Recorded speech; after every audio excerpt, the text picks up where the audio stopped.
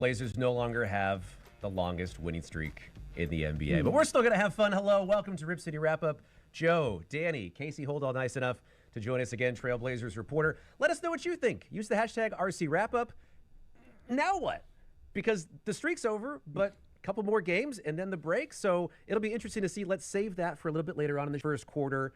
I kind of agree, but it's difficult not to look at that fourth quarter. The Blazers had 38 points in the second, 38 points in the second half. Yeah, that's not going to get it done, particularly on the road, particularly against a good team, even though a good team that's missing a lot of guys. Obviously, the guy. yeah, Edwards, Springer having a career high, that's never really a good look. And I do feel like this game was a little bit of a carryover from the last game in that, we were talking about it back there. If Ant doesn't go 8 of 10 from three, they lose that game to the Kings. They were playing all right, but it just didn't seem like they had the same level of intensity and energy, particularly on the defensive end, that they've had in other games during the streak. They're at home. They're able to get that one versus the Kings. This one, to me, felt like kind of the game where it caught up to them a little bit, and you go there to rely on at that point. You're on the road. You played a lot of games as of late, too. You basically played every other day or more for the last 2 weeks. Again, you're going up against a team that they may not have all their best players, but they still got guys. And, Naz Reid is tough on this team. Yeah, no, I mean, he's a guy that kind of breaks what the Blazers want to do and keeping their bigs around the rim.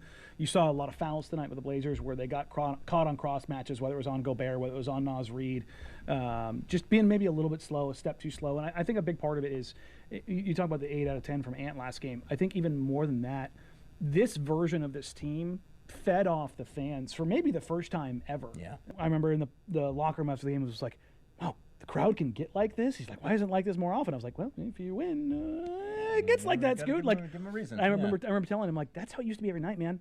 Like, when they were in the thick of things, and I think those last couple of games on the homestand, they did feed off that crowd. Like, we kind of joked about, hey, they brought out Crazy Train, Welcome to the Jungle, and George Foreman in the fourth quarter, man, in back-to-back games. Yeah. I mean, I was like, oh, we're hitting all the boxes here. And I think the fans, getting up to their feet in the final 4 minutes of games, they were kind of feeding off it, even when they didn't have it. And then Ant knocks down a three, and then another three, and another three, and you kind of go like, oh, okay, and then that big punch came last game when 2 gets the offensive rebound, swings to Ant. Ant's able to knock down that 3, and that's all she wrote. Yeah. It seemed like they tried to go for that knockout shot early in the game, and it just didn't land, and it didn't land, and it didn't land. Long threes turn into long runouts, and it's not like they took that many. 35 is not that much. It's actually pretty low for NBA standards. But when you miss that many, that is a lot of long rebounds. Now, the Blazers did well on the offensive glass, and that's why they were able to stay in this game. DA and Tumani were monsters on the offensive glass tonight. But, I mean, you look up and down the box scores tonight, and it's a bit of a bloodbath. Yeah. As far as, Ant was 9 of 21. He was the only kind of volume guy. Shaden was 6 of 14.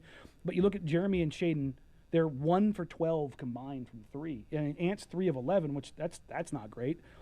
Denny's 0 for 4, and at some point you have to wonder if that wrist is really starting to bother him. Man needs an all-star break. Yeah, and you lose Rob too. Yeah, so, who was well. incredibly good to start. Yeah. So I felt like it all kind of came together at once in a negative fashion. Yeah, it felt like this was, I don't want to say inevitable, but a lot of times during this streak, myself and I'm sure a lot of fans are out there thinking, okay, is this going to be the night where it kind of flips back the other way? And to your guys' point, this whole extended streak with the one loss to OKC started on the road. Yeah. Come back home, you start with the loss to OKC, and yes, I think a lot of the winning streak, those 6 games, was feeding off of the crowd. And tonight, I'll give the Minnesota fans credit. They were pretty engaged into that game, even at times where it's like, dang, this isn't like OKC or Cleveland. This isn't one of the best teams in the NBA. It's kind of a team that, frankly, is probably underachieved so far this season from what the expectation was and where they were last season. And they were really into the game, and I thought at times kind of got them over the hump against Portland. No, they were loud. You could hear it coming through. It was like, and it wasn't the San Antonio piped in noise or Oklahoma City. Who pipes in more now? San Antonio. San Antonio's just loud in general. Yeah. But you could feel the crowd. Yeah. It was actually kind of interesting when you consider that Ant Edwards, who's gone for 90 points over the last 2 games, doesn't play. You'd think that'd be kind of a letdown. Like, you're the guy who's been so good. contrast, we'll talk about Dallas here in a little bit and what's going on down there. Like, why the juice is in the building in Dallas and kind of what's behind that. If your team's kind of rolling and your superstar's cooking like that and he's not playing, it's kind of an easy way to get out. But McDaniels, Naz Reid, Alexander Walker, 3 guys all stepped up tonight and all had monster games for them. And I think sometimes when you're shorthanded and you get that jump from guys that you don't normally expect it from, the crowd can feed off that, and you can feed off that. And we see that happen in the NBA all the time. Yeah, well, and the Blazers are like that, too. I mean, the fan base in general, they just love it when, like, guys kind of come up or have big nights when they're not necessarily expected to. And, the whole underdog mentality and, like, oh, we're behind it tonight, but we're going to fight hard and scrap, and we're going to win this one. And, like that. Any fan base generally that speaks to, I feel like quite a bit of similarities between like the Timberwolves. Smaller markets. Yeah, and which I just wanted to mention too, that like that's one of the things I thought was the most fun about this homestand is that like people be excited about Blazer basketball. Like you could feel it. Like yes. I heard from people about it. Like, and just feels like we haven't had a whole lot of that lately, which is just a great reminder that like when things are really working in this market, especially like it's a great time and it's a feeling that no other kind of entity in this area kind of provides. So it's nice to see them do well. To your point, like Casey and I, we sit in the same row in the media section, but you're right on the end, right by the staircase. And after every game, we can kind of feel how fans are feeling because they'll tell us as they walk by. And for the last 2 weeks, it has been nothing of like, this is so awesome. Yeah. Like this, I want him to tank, but this is so cool. This is so much fun. Like who expected that? And it was, Two has a night, Scoot has a night, DeAndre has a night, and you could just feel that, and it was so different for what it has been from the last 3 years. Well, and it was sustained for a long enough period to which I hope people, when and if the Blazers don't get a top 3 pick because they have so many wins now, the odds are really, really shrinking. Really, no matter what they do in the second half of the season, if they decide to pivot, like it's unlikely that Cooper Flagg will be a Portland Trail Blazer next year. Like that's just kind of a fact of the situation.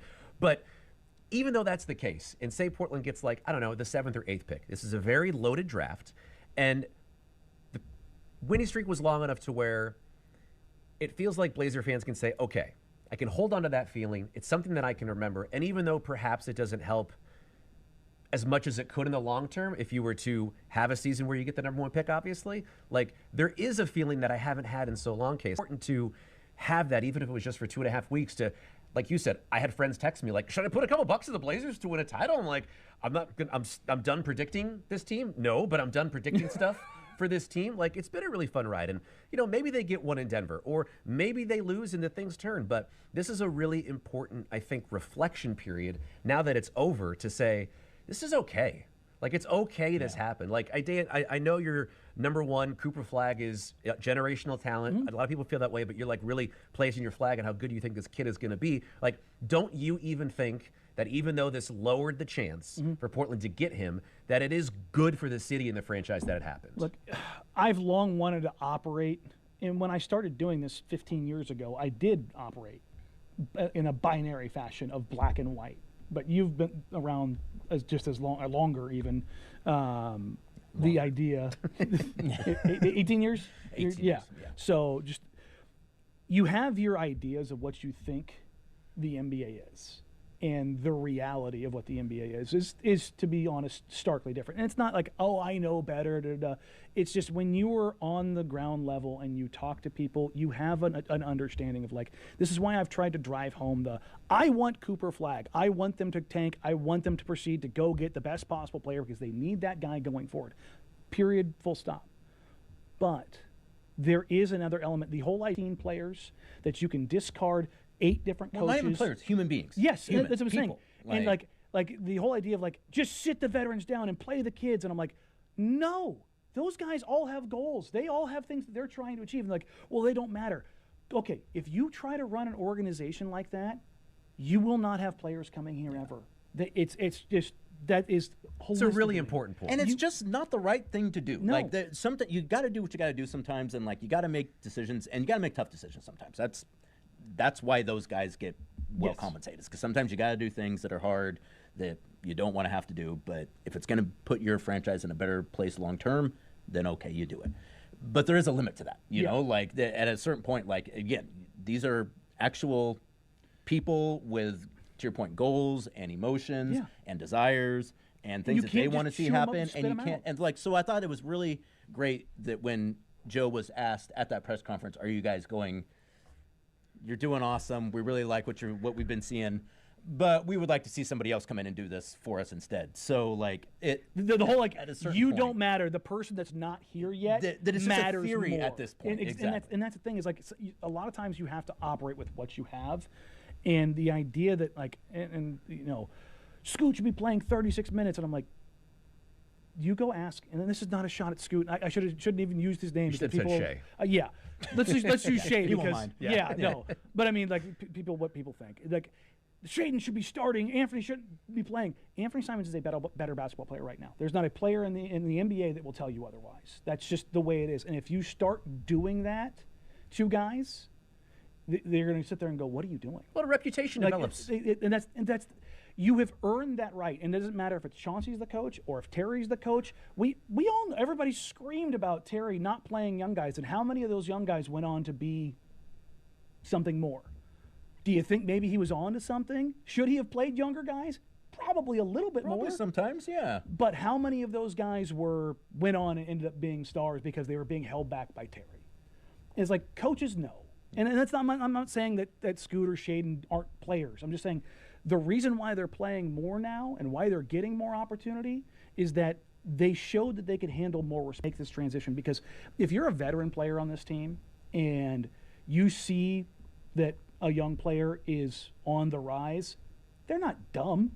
They know which way things are headed, and that's an easier pill to swallow as long as you're not being jerked around. Yeah. Like that's the thing, and like, so and I know it's like one loss after they've won 10 out of 12 now, but it's like that's when we get post All-Star break. That's the thing to watch. Like, is it how much they continue winning, how much they continue kind of driving into this, or not that they revert back to what they were in December where things were not going well.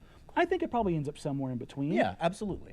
But if they shut somebody down or somebody picks up an injury, it's very like I think if you take DeAndre Ayton off this roster right now, and Donovan Klingen's your starting center every single night, it is a pretty drastic change in the outcome. That's a problem. Yeah.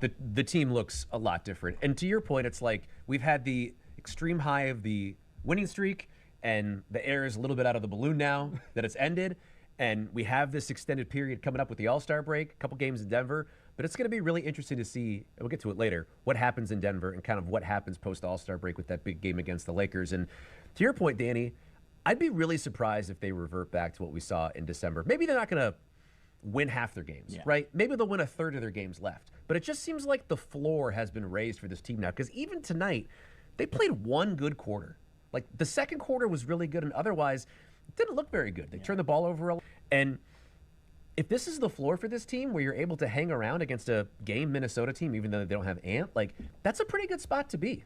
And that's the difference when you're making your bones and when you're playing well defensively, is your floor lifts significantly, more so than if you're just a really good offensive team. Right. Because,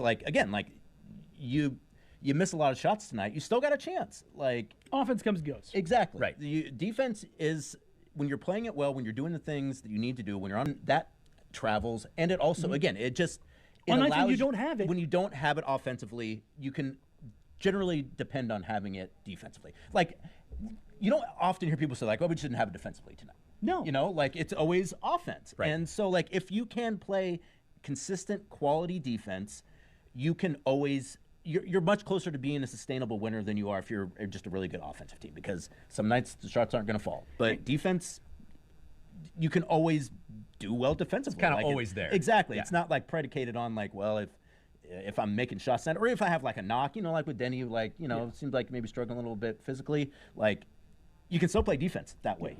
That's not going to hinder your defense like it is going to hinder your shot. And the funny thing is, awkward, whatever you want to call it, Chauncey was a little disappointed in their effort, I think, defensively tonight. He said as much in the start of the game. Yeah. But the contrast between tonight's, bad defensive Exactly. effort versus the bad defense. No, I thought they were aggressive in spurts. I thought they were really good. I mentioned it on social media, the idea of them, like the way they were attacking guys that were baseline drivers, because they were forcing drivers to pick up their dribble in that area and then try to find a pass past Tumani Kamara, Jeremy Grant, Scoot Henderson, Shaden Sharp, DeAndre Ayton, like a bunch of athletes in the middle of the floor who are much more active than they have been in the past, and you're much more opportunistic. And to your point, like when you don't have the offense and you start getting steals, you start getting deflections, you start gumming up the works, as it were, for the opponent, especially with a team that doesn't have a guy they can go to.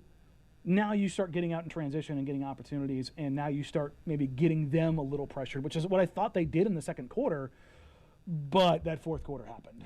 Yeah, completely changed things. Folks, the Blazers made an acquisition, but before we get to that, I need to tell you what season it is. Winter is here.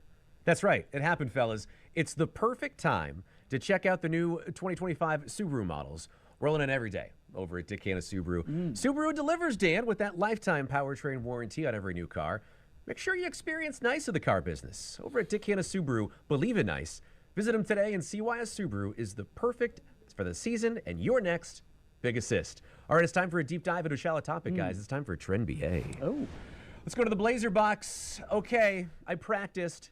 CD Sissoko? Indeed. Okay. And Casey can even talk about this because it's legal now. Yeah. Absolutely. Yeah. Who is this? When Sham says something, though, like, you can pretty much go with it. Sure. Like, the NBA But the is transaction not has stickers taken these place, days. Yeah, exactly. so- Though, I mean, transactions do get negated, as we Hey! saw tonight. So, Preview of coming attractions. yeah.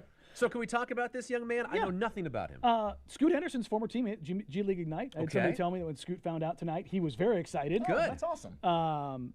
CD is a guy that the Blazers brought in 2023, along with a couple other second-round guys. You may have heard of one of them, Tumani Kamara, who has notoriously, it's very funny, had a god-awful workout with the Blazers, because I want to say it was like his 13th workout in 16 days or something like that. Dang. Yeah, and I believe he was sick then too, but I remember that was one of the things that stuck out. I was like, yeah, he had a rough workout. Agents, stop sending your second-round guys. Like, be more discerning. Yeah. You know? Like, Don't make them fly 13 times in 2 doesn't weeks. help. Exactly. It's diminishing returns. They show up and they're just like they're just doing media, burger. and you're Yeah, like, exactly. oh, Like, there's it's like, nothing ugh. left. But CD's 6'6", 6'7".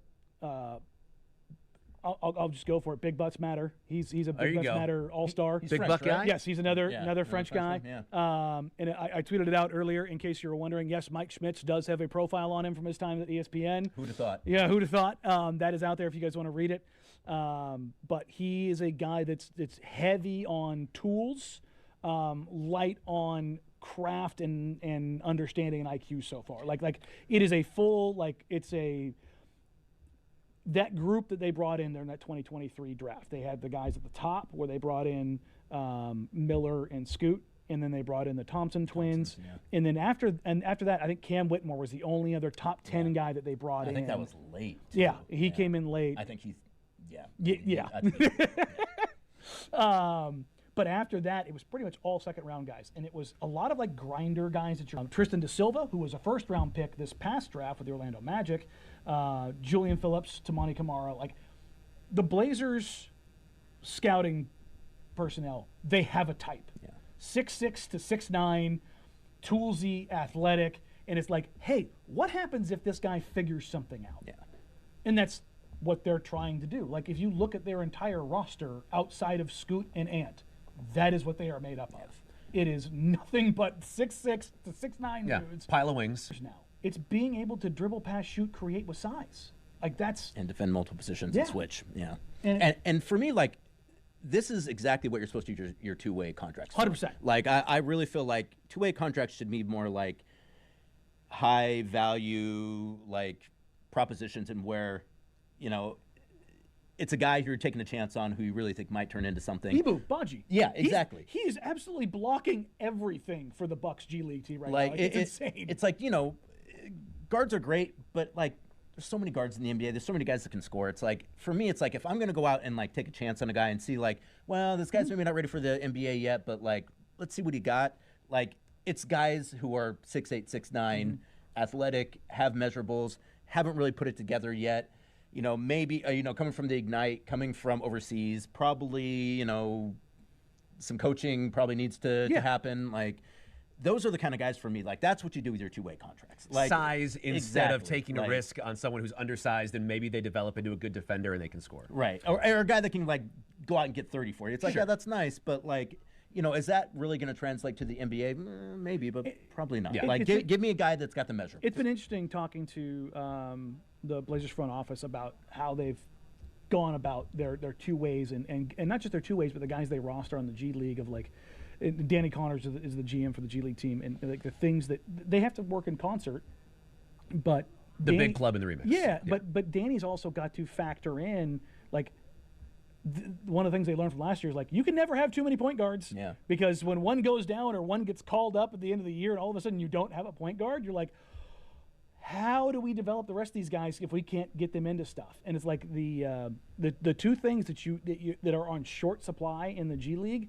Effective point guards and bigs, because there's almost nobody over 6'10" in the G League. So it's when you and the guys aren't maybe looking to create as much for other guys in the G League. And so when you have one, it's like, okay, how do we kind of do this? And I think that's kind of one of the things that they've tried to balance. But it's going to be interesting. The Blazers tapped that French pipeline yet again. It's worked out really well for a lot of teams over the last couple of years. I've made it no secret. Come 2028 in Los Angeles, I'm willing to say that the French will be the favorite team to win the gold medal. If Nolan, what's the team going to look like then? If Nolan Traore, who's going to be in this draft, is the guy that the French think he's going to be, they're Tony Parker 2.0. If you've got Tony Parker 2.0 and Victor Wembanyama, I don't think it really matters after that. It's just so funny how different the conversation is after a loss. We're 25 minutes into the show, and we're talking 2028 French. I was just going to go into my team. Anthony Edwards. I can't believe people thought that he was going to be the man on the Olympic Team USA team last year. And I was going to roll that into if they think he's going to be the guy now in 4 years versus the French. You might be right. Is that where we are with American basketball? It's going to be an interesting guys, spot. Exactly, because the guys who are going to be playing this cycle have not been the guys who have generally played. Look what happened last summer. Well, exactly. man, it was LeBron, Steph, KD. Exactly. It was the retirement home. And again, the whole idea was like, it's Ant Edwards' time. And I was like, if you've paid attention to international basketball, you know that like as soon as I was like, that's until you're in it. He's not playing. He's not even playing. Not even seeing the court. And now it's going to be a bunch of new guys who are going to have a lot of talent, probably more talent than the French team. But the pecking order is not going to be sorted. They will not have a pecking order. They will not have like a lot of experience playing with each other. And I don't know that they have that guy where you're just like on that French team. Go do it. The reason they've been what they are. And this is a total detour, but like that's great. The reason why they are good, the reason why the Serbian team is good, the reason why those other teams are good is because they have grown up playing with each other. Yeah. Like we throw together basically an all-star team, and it's like overwhelming talent, and then we kind of figure it out. The one interesting thing to kind of go full circle to the draft is there was one guy that wasn't in the NBA that went to that Olympic camp that was the best player on the court for an entire half of basketball, and he has not played a second in the NBA in Cooper Flagg. So that's what's going to be really interesting about 2028 is kind of where does he find himself in that American pecking order, because that dude went down there and snatched bodies as a 17-year-old. And it's like, if Ant Edwards thinks he's going to be the guy and just, steal that right out of the gate, I think that the guy, USA basketball in general, is still looking for that. Sure. But are we at a point now where if the USA doesn't win gold, we don't need to go through a 2032 redeem team and like, okay, we got to, bring all new people and figure out. It's in Los Angeles. Yeah. Like, you can't. On the home turf? You cannot lose basketball in LA. That's the X factor. Particularly to the French. Like, for real. Like, you just can't do it. It's so true. Those LA Cats got a lot of pride, as they should. Sorry, Rubes. Yeah. Honestly, booing would be hilarious. That's going to be... That's going to sting worse than staying. Especially with the narrative of that city right now. With they're going to be rebuilding from the wildfires and galvanize and everything come together. But that's a basketball community, man. That's Drew League through and through. Exactly. Like they're not going to stand for that. Well, speaking of Los Angeles, Casey, every time you're here, there's major Los Angeles Lakers trade news. It was Luka, and now the big trade has been rescinded allegedly. Not that big trade. No, not that big trade. Luka's still a Laker. Hilarious. Luka's still a Laker, but it appears Mark Williams is not.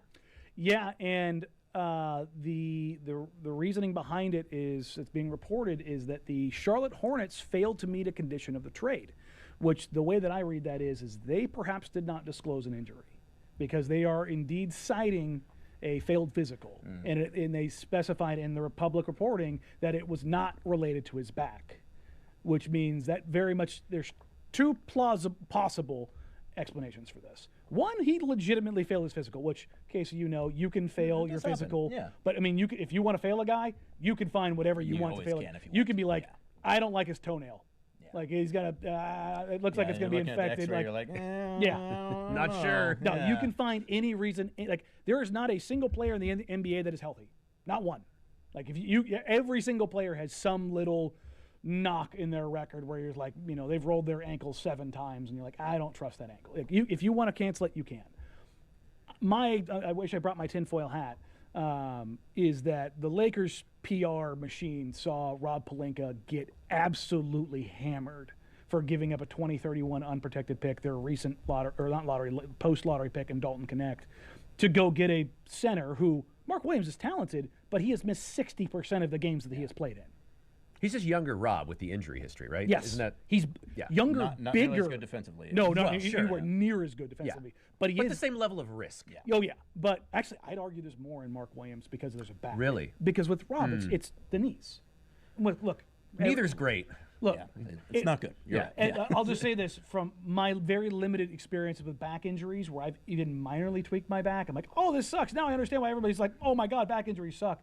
I would rather tear another knee than do anything to my back or neck. And I'm just like, But you're so used to tearing your I knees. have nine of them. Tearing your knee out doesn't hurt. When I tore my ACL, it's like it hurts for like a minute, and then it's like, Back pain is like it lingers It's and constant. it catches you at the I'm not saying it's not at all painful. The actual injury itself though, is like when I blew There's mine sliding trying to scale slide in into that, third playing kickball, Yeah. I was like, boy, that stinks. But I Yeah. was like, and it's more like, oh, now my knee won't stay straight, Yeah. so I'm gonna throw up because like it keeps flopping over there's to one nothing side. holding it in. But yeah, like with back stuff, it's like It's it comes everything. out of nowhere and like it's hard to get rid of. My thing about that theory though too, I mean like it's the Lakers, so it's always going to be conspiratorial. But like would the NBA just negate it if the Lakers were like, hey, they didn't disclose something, call it off? Like that my point would be that like there's I feel gotta like be from something the that they league, pointed to. there has to be something that's a little more concrete than like, well, we feel like he probably shouldn't have passed that physical. Like to me it feels like for the league to be like, yeah, okay, we're not fine. It feels to me like there's got to be a little something. And what I'll also say too, crazy, the Hornets need to get to whatever national news guy they have and talk to They him are about getting it because buried it's right all coming now. out of LA right now, and that is not going to go well for you. Well, I mean, we don't have it for the box, but the Charlotte Hornets have released a statement about. Oh, they have. Okay, I well, haven't seen it yet. We but- welcome Rob back or Mark back, and we're unfortunately we tried to do something. It was I might have it here. Here we go. I do have it. We are excited to welcome Mark back to our Hornets organization. Wow. After the other team aggressively pursued Mark, which is interesting because all the reporting, to your point, has been that the Hornets approached the Lakers about wanting Dalton Connect. That was where this came from. They had a statement that they said that the other team aggressively pursued Mark. After the other team aggressively pursued Mark, we made the difficult decision to move him. We have always held great respect for Mark's talent, work ethic, and character. We are thrilled to see him rejoin the roster as a dynamic presence at the starting center position. Wow. His return strengthens our team. We look forward to the impact he will make on and off the court. How many people do you think proofed that before they sent it out? One. Yeah. That is a panic. 10 people should have read that. That is a panic press release. Whew. And the no funny good. thing about this is the way Dalton Connect has to be walking back into that. Oh my locker God. room. Oh, you thought you were just done with me? Yeah. He's an elder statesman at this point too. He's like 25, 26. Yeah. So yeah, like he's coming back in there. He's like, hey, couldn't give me a heads couldn't up, do without or- me. Yeah, exactly. But this is a little nuts for the Lakers because they were rolling too, and they added Luka, and they have this piece, and you can be like, "Wow, look at the Lakers for the future, and maybe they can find a way for Luka and LeBron to play together and make a weird run." And if Mark's Mark's healthy, exactly. Like that's the thing is he said like you were you on the Charlotte trip? Yeah. Did you see how big that man is? He's large. He is huge, and he is almost as big as Donovan, but he moves much more efficiently than Donovan. Like that's the thing is like he's massive, and look, this is a callback that's probably not great, but the thing about him that came out when he came out in his draft, I go, look, I don't know what the kid's going to be because he had limited time in college as well. Injuries, who knew? But I go, I've never seen anybody that big move like him since Greg Oden. Because like if you watch him, like he gets down low in a stance and like covers ground like a wing, and you're like, oh, that looks really weird for a guy who's 7'1". Like that's not supposed to happen. So like the talent, the skill, the physical stuff, it's all there. But boy, it's a scary proposition with those injuries. Yeah. Well, and now the Lakers, like Jackson Hayes is like That is their their starting center. big. No? Yeah. Who else do they have from a center perspective? It's just Hayes, right? Yeah, Like they're going to have to go in the buyout market, and I think actually contractually now, I think they're up against it. Yeah. What's their apron situation? I think that puts them back without any room for a buyout. I could be wrong, but I think that's where it puts them. I'm not 100% sure on that. I mean, if you're a G League center who's even ambulatory, I'm like, hey. I'll play for you guys. Yeah. Like, get me on your figure squad. this out. Yeah, exactly. Luka and LeBron will make me better. Yeah. Well, I mean, there's no like we've talked about this. There's no shortage of players in the NBA that are angling to try to play with Victor Wembanyama. Like that, the De'Aaron Fox wasn't saying San Antonio because he wants to go play for the Spurs. He's going. I want to go play with this guy who's probably, if we pair up together the way I think we can maybe put me in the Hall of Fame. Yeah, in fact, I thought I saw a clip where he said his wife is from San Antonio and they're actually upset that they had to move back there. Well, he's from Houston. He's a big bat guy. Yeah, he's like De'Aaron Fox. Yeah, there you go. What was it, the snake in the Blazers locker? Yes, but the San man Antonio's a bat city. Yeah, well, Houston too. Yeah. There you go. Yeah. People are like, what are they talking about? They got a lot of bats in San Antonio. Like, you spend time there, they always talk about the bats. Yeah, and I spent a lot of time in San Antonio throughout the years. I heard the Riverwalk's nice. Yeah. Charles Barkley. I was say Chuck. Well, yeah. Look, it was the first thing that I did when I graduated basic. Well, second thing I did after I graduated basic training, because Air Force basic training is in San Antonio. I went and got glasses or contacts so I could get rid of those terrible military glasses, and then the Riverwalk. So that was to see normal people. It was a fun little time. It's very special. Yeah. Well, basketball People out of fans, that. the game is over. There we are. But the night's just getting started. Early tip, huh? It's early. I do love it. If you're watching us live, Dude, it's the best. hey, let's keep those good vibes going, huh? You know how we do that? With the fastest growing non-alcoholic craft beer brand. That's right, Best Day Brewing. It is the ultimate post-game play. We get to enjoy a great beer without worrying about tomorrow because, let's face it, shaking off tonight's tough loss doesn't need alcohol. Fans, make every day your best day. Find your nearest Best Day Brewing retailer at bestdaybrewing.com. Guys, I got a little surprise for you.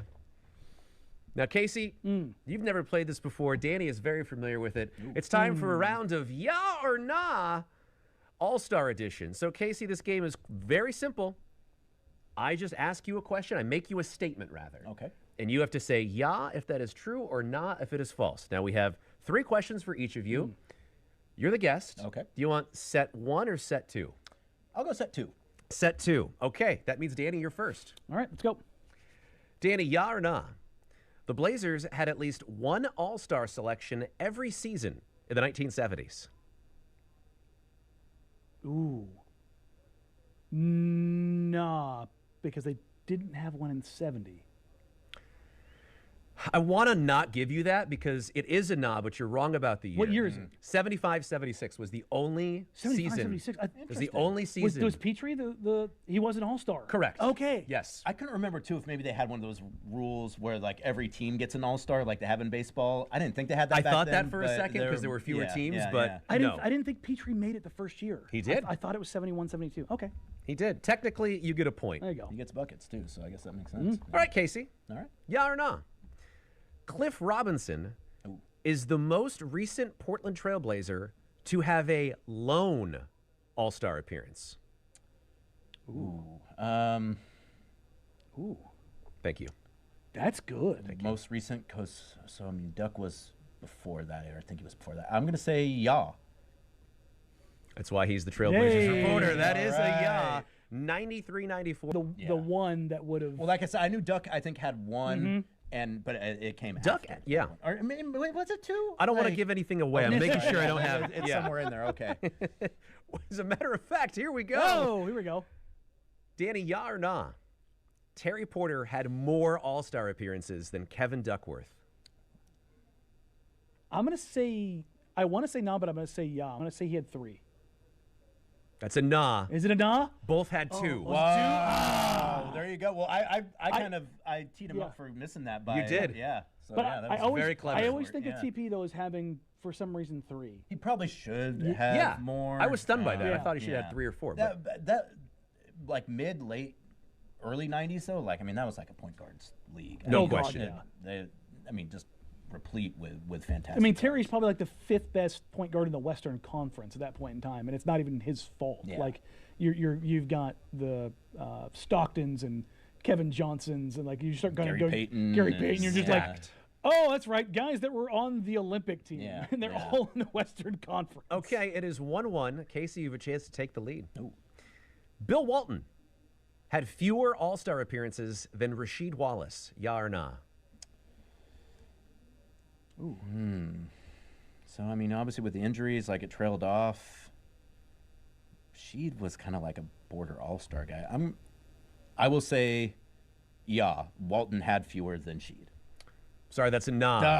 Well, good. I mean, Really? I mean, I am Both wearing had my 2. Rasheed Wallace shirt Yeah. right now too, God. obviously, Yeah. which is kind of embarrassing actually. But not the shirt, but And the fact only, that- course, and yes. Sheed's only 2 were with Detroit. Yeah, because he didn't get one here. Well, because like he's obviously not a guy that's going to win it with fan vote. He's sure not going to win it with coaches vote. So like basically like you got a guy like Rasheed has to have like such huge stats, or their team has to be doing so Yeah, well. and Detroit sent and, 4. yeah, they got that 4 that year where they got all 4 They guys or almost whatever. got all 5. So So- she was an All-Star twice in Portland. I just wanted to correct that because I agree with your statement of that was in So Detroit. okay, so how many Wait, how many what? did Sheed get then? She'd got 2, Walton had 2. They both had 2 All-Star Oh, appearances. total. Yeah. What? No, Sheed got one in Detroit because all 4 of them made it. Oh, excuse me. Yes, he had 2 in Detroit and 2 in So Portland. is that how you correct. pose the question? Did you pose it as Trailblazers? As Trailblazers. Okay. Yes. Okay. Absolutely. Okay. Okay. Absolutely. Because in my brain, I was just doing more. It's a complicated game. I understand. Hey, Okay. Casey's a Jeopardy guy, so he's making sure. That's true. I'm a We stickler. have one. You are I like that. We have one question left for each of you. Danny, yeah or nah? The Blazers have never had 3 All-Star selections in a single season. Ooh, that one's tough. So, just going through eras, Damon and LaMarcus were the only 2s in there. They didn't have 3 in the late 90s. They might have had 1 team in the late 80s, early 90s. They might have had Terry no, because Bucks were before. Because just Mo and Bill, Petrie didn't know. So I'm going to go no. I'm going to go nah. It is nah. It Yeah. actually happened twice, 77, 78, 90, 91. Yeah. Casey, you need us to tie and to force Ooh, a tiebreaker we question. have to have a tiebreaker. I love the tiebreaker in trivia. Casey, My favorite things. let's see if you get it. Rick Adelman is the most recent Trailblazers coach to coach in an All-Star game. And we're talking as head coach? Correct. Okay. Because Terry had one when he was with the Sonics. As an assistant. Head coach. Yeah. We're tied at 2. Oh! Now, typically these are Dunley- closest Dunley- to Dunley- that was would the have been only one. other one. I yeah. actually thought it was Dunleavy Yeah. before Yeah. I researched it. Okay. Now, usually there's go first. Okay. Who was the MVP of the All-Star game that Rick Adelman coached in 1991? 1991. Magic Johnson. Incorrect. Danny. David Robinson. Incorrect. Casey. Michael Jordan. Incorrect. Danny. 91. This is tough. I'll give you a hint if you both miss this round. Okay. Yeah, I know we got to go faster here too. No, this is exactly what I want. Yeah. I was just playing a Fantastic. game on this Okay, show. good. Honestly. Oh boy. I know who was my a next pick really- is going to be. I'll say. I don't even know if I'll say Peyton since I already said it. I'll say Gary Payton. No. Danny. Neek. That's incorrect. Oh my God. Your hint is they won an MVP. Casey. They won an MVP. 1991. 91. If it wasn't. They were a most valuable player. I don't think it's right, but Detroit point guard. Isaiah Thomas? Isaiah Thomas. yeah. Incorrect. Danny. God, MVP in 91. It's not Bird because his back's gone then. Malone? No. Casey? I'll give you one more hint. We've already said his name on the show before this segment. What on earth? This is fun. Whose name did I say? Gosh. 90s, big significant cultural 90s. figure who's not Michael Jordan. I was going to say Larry Johnson, but he didn't win MVP. No. He was a significant cultural figure, though. Grandmama. Played on multiple teams. It's not Clyde. Started in I was going the to say Rick Because Smith, that's but he just- didn't play on multiple started teams. in the early 80s. I'm thinking of MVPs. Big trade that occurred. Shaq? No. Because Shaq's Started next in year. the 80s. Hakeem? No, because we didn't say Hakeem. Personality. Oh, Chuck. It is Charles Good Barkley. Lord. Why did I had a Charles Barkley. I had one poster of an athlete in my room. It was Charles Barkley. I'm not a role model the entire time. Well, no one's happy about No, it, but Danny God. Marang wins. I don't know. I mean, you can. Fine. That's barely a win. As we all know, now Casey, it's okay because as we all know, there are no losers on Yarna because we all learn something, so we all To be fair, win. that's only my second time I've ever won. So It's true. You can feel good about Yeah. that one. And he beat Seth Allen a couple weeks ago, yeah. and Seth is It's only happened this year. demanding Charles, satisfaction. Man, There was- where was it at? Where was that All-Star game at? I don't have that don't know. research Okay, available sorry. to me. No, that's I know okay. if you had it right Well, there or no, not, but- no one. Let me see. Now I'm going to Google it. 1991 NBA. Was it in Phoenix? 'Cause that's what I was wondering. Like, was it in Phoenix? Well, he still played for Philly in 1991, didn't he? I can't. He get traded there in 92. Our 1991 NBA knowledge stinks. Yeah, I no, was I 11, was. You know, were Seven. you guys born even? Yeah. Whoa. Like, Come on now. I mean, I'm old. Like, No, it's actually really funny because someone referenced 1992 on a tweet a couple weeks ago, and Tyree was here, and Tyree was reading it live, and he started chuckling, and I'm like, I know why this guy's laughing. I didn't say anything. I was like, hey man, you laughed at that because 1992 was like so long ago. It's hilarious. Yeah, He's like, yeah, it's very funny for someone to reference 1992 and remember things from that period. Okay, guys, Back on track. back on track. Is the West wide open right now? I feel like a lot of teams operated at the break as if it is. yeah. I think. I mean, I would like to see what the Lakers look like. I'm one of those people that like until a team actually has success in the playoffs, I just can't buy that they're like the prohibitive favorite in the playoffs. So like the Thunder, like they're a very good team. They're probably bare minimum Western Conference Finals, but they haven't been there before. Right. They like. They're also not flawless. They're not flawless. They're an injury away from also being like, and like, and again, like I think we talked about last time. I said like, things get tighter in the playoffs. So like a guy like SGA who really kind of gets loose because of his ability to draw fouls, like you lose some of that in the playoffs. We've seen it happen with Harden. So like, the only reason why I'm a little reluctant to say it isn't wide open is because I just don't know who that team is. Yeah. I mean, I'm not making a case for the Mavs. I think you can make a case for the Lakers. Again, I'd like to see how it actually looks first. And the fact that they don't have a center probably doesn't help them a whole lot. No, especially when their curse right now is the Denver Nuggets. Like Yeah. what they have done to them is. And are the Nuggets going to be able to flip a switch? Like, I mean, as long as you've got that dude, yeah, exactly. you know, We've been there. And Aaron Gordon is back in the starting lineup with Russ having a little bit of a knock, and I think that's their way of pushing Russ back to the bench. Of like, That's a good thing. That's more he sustainable. never should have been starting, and I was like, well, look how much better he's playing. It's like, yeah, us three would all look very good alongside Nikola Jokic. That's what he does. Yeah, He candy's good, but you shouldn't eat 2 pounds of it. yeah, I mean, it's like, a little saltwater. Depends taffy. on your constitution. Yeah, well, saltwater taffy's pretty good. It's pretty. Once you have one, and you can't. Is that your one, really? Saltwater taffy? Yeah, that's where you go to with saltwater taffy? I love that. I love it. Like, See, I'm always learning about If I'm Danny. gonna get carried away with a candy, it's a saltwater taffy.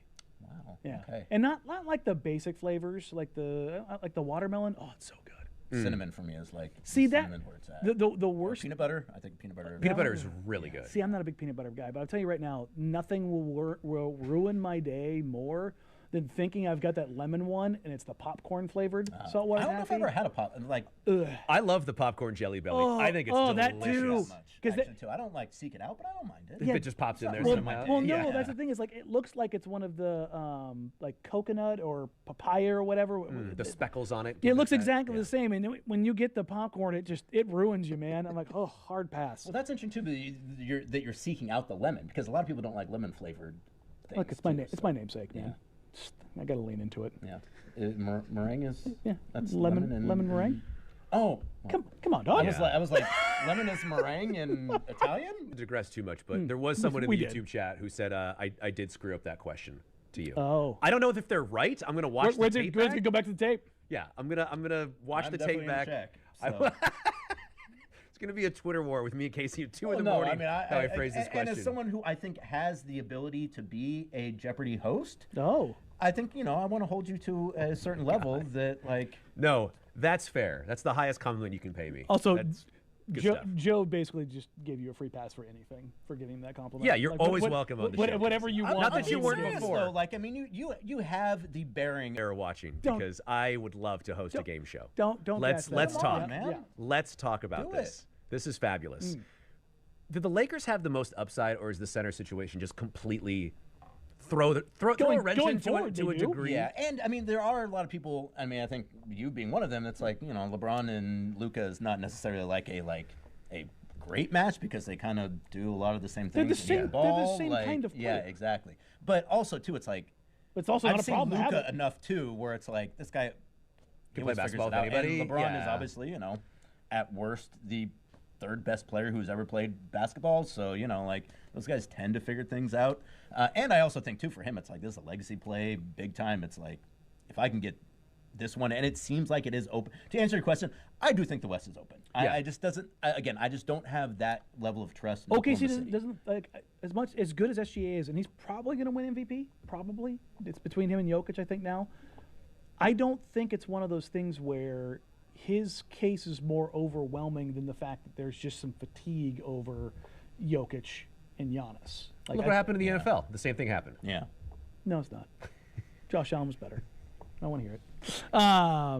But the West is open in a way of like, if something goes your way, And you can make a case for a lot of teams Yeah, right now. yeah. Very as unusual. soon as I start making the case, I'm like, no. Like Houston, you take Fred VanVleet off that team at any point in time, and they are so disjointed, they are so broken. They're great defensively, but their offensive ability to just be focused and together is just like, yeah, you'd hate to play ooh. him in a 7-game series, but that doesn't mean they're going to go to the Western Conference. No, did Yes. you watch And the again- and Orlando again, same Cleveland idea. series Yeah. last year? Right. I mean, it was a rock fight of epic proportions. There was a reason why I was on NBA TV. It was like, if you're a true sicko, it was fun to watch, but it was also like, whoever can score 85 points is going to win this game. Like, in the playoffs, that's good to an extent, but you also have to have somebody. Like, so Houston's kind of off that list.